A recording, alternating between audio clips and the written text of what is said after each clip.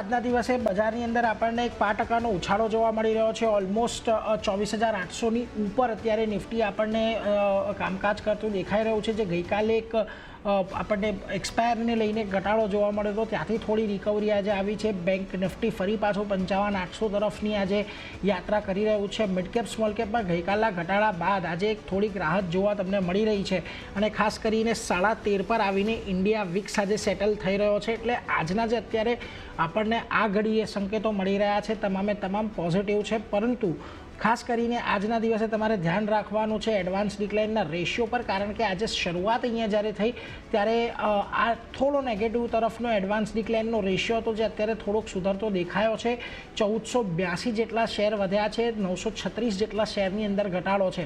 હવે આજે એફએનઓ પર જઈએ એ પહેલાં ખાસ કરીને ઓસવાલ પંપનું આજે આપણને લિસ્ટિંગ થતું જોવા મળ્યું છે અને જુઓ 5% પ્રીમિયમ સાથે આજે ઓસવાલ પંપનું લિસ્ટિંગ આપણને થતું દેખાયું છે। એક સારી કંપની છે અને સારું લિસ્ટિંગ આજના દિવસે જોવા મળ્યું છે, એટલે એના પર આજના દિવસમાં આપણે ખાસ કરીને ફોકસ રાખીશું, કારણ કે આ કંપની દ્વારા જે ઇશ્યુ પ્રાઇસ હતી ઓલમોસ્ટ તમને અહીંયા 600 રૂપિયાની આજુબાજુની અહીંયાથી ઇશ્યુ પ્રાઇસ હતી, જેની સામે તમને આજે એક 551ની આજુબાજુની 637 પર અત્યારે તમને દેખાઈ રહ્યો છે, એટલે એના પર એક ફોકસ ખાસ કરીને રાખતા રહીશું। પરંતુ આગળ વધીએ અને આજે હવે એફએનઓના બ્રેથ પર નજર કરી લઈએ તો જુઓ જે પ્રકારે આજે તમને અહીંયા માર્કેટની અંદર એક બુલિશનેસ દેખાઈ રહી છે, એ જ પ્રકારની બુલિશનેસ આજે તમને ખાસ કરીને એફએનઓની બજારની અંદર પણ જોવા મળી રહી છે। અહીંયા જુઓ તમને 50 સ્ટોક્સની અંદર લોંગ બિલ્ટઅપ, 90ની અંદર શોર્ટ કવરિંગ જોવા મળી રહ્યા છે, જ્યારે 40માં શોર્ટ બિલ્ટઅપ અને 41માં લોંગ અનવાઇન્ડિંગ છે।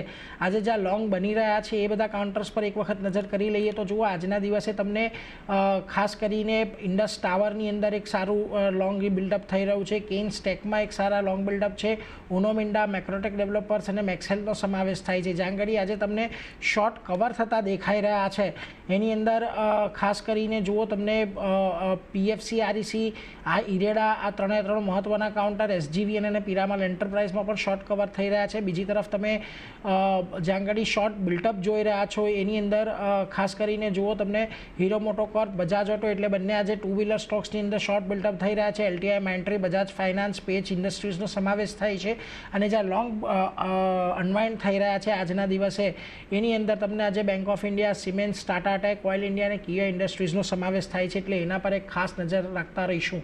આગળ વધી આપણી સાથે લેટિન મનહરલાલ ગ્રુપના રૂપેશ સોલંકી આપણી સાથે આજે જોડાયા છે।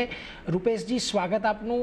વેરી ગુડ મોર્નિંગ સૌથી પહેલાં તો, અને ખાસ કરીને એક બજાર પરનો વ્યૂ તમારી પાસેથી જાણવો છે, કારણ કે જુઓ છેલ્લા ઘણા દિવસથી આપણે જોઈ રહ્યા છીએ 24,800, 24,950, 25,000 એક રેન્જ બનેલી છે 150-200 પોઈન્ટની, જેની અંદર આપણે અત્યારે કન્સોલિડેટ કરી રહ્યા છીએ। ખાસ કરીને થોડાક વૈશ્વિક સંકેતો આપણને અત્યારે ચિંતાજનક લાગી રહ્યા છે, પરંતુ એની વચ્ચે હવે કઈ રીતે તમે ખાસ નિફ્ટી અને બેંક નિફ્ટી પર નજર રાખશો, કારણ કે હવે આપણે છેલ્લા અઠવાડિયામાં આવી ગયા છીએ જૂન મહિનાની એક્સપાયરીની।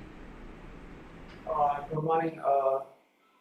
મારા એઝ રાઇટલી પોઇન્ટેડ આઉટ, જે રીતે તમે કહ્યું છે કે નિફ્ટી અને બેંક નિફ્ટી બંને સાઇડવેઝ છે। નિફ્ટીમાં અગર જોઈએ તો છેલ્લા 4 દિવસથી 24,700 અને 25,000ની વચ્ચે જ ફરી રહી છે, અને એક દિવસે પોઝિટિવ રહે છે તો બીજા દિવસે નેગેટિવ રહે છે। તો શોર્ટ પીરિયડમાં આમાં કોઈ ડાયરેક્શનલ વ્યૂ બનતો નથી, અને અગર બ્રોડર હોરાઇઝન પર આપણે જોઈએ તો છેલ્લા 6 વીકથી નિફ્ટી 24,500 અને 25,100માં ફરી રહી છે। તો ક્લિયર કટ ડાયરેક્શન ઇન્ડેક્સમાં નથી, અને એવું બની શકે છે કે આ એક્સપાયરી પણ આપણે અરાઉન્ડ 24,700 અને 24,900ની વચ્ચે જ થઈ જાય।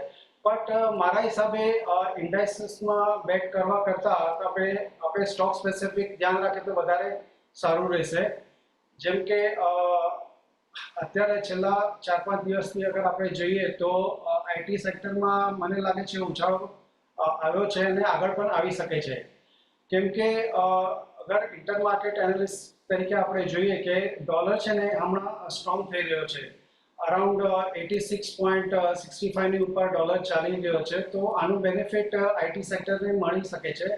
તો મારું ધ્યાન છે કે અહીંયાથી આપણે આઈટી સેક્ટર પર ફોકસ કરવો જોઈએ। એટલે જુઓ ખાસ કરીને અહીંયાથી આઈટી સેક્ટર પર એક ફોકસ રાખવો જોઈએ એક મત બનતો દેખાઈ રહ્યો છે એટલે એના પર એક ખાસ